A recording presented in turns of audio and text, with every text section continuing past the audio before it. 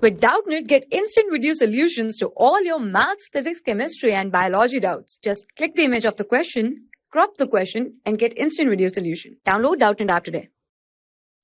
The question is, you're given an assertion and a reason, and then you're given 4 options, and you have to select the one which is the most appropriate.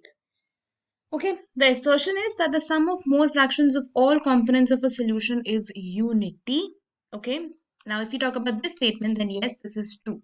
If you have a solution which has 2 components A and B, where A is the solute and B is the solute and A is the solvent, then the mole fraction of A plus the mole fraction of B is always equal to 1, right? So it is equal to the sum of all the components that are present in a solution is equal to 1, the sum of mole fractions.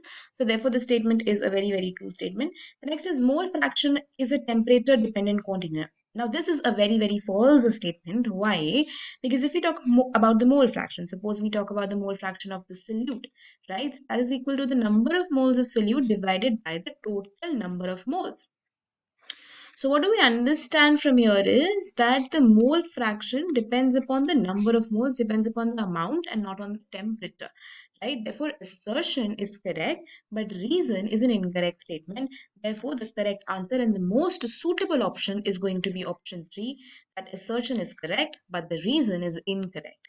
That's all for the question. For class 6 to 12, IIT JEE and NEET level. Trusted by more than 5 crore students. Download Doubtnut app today.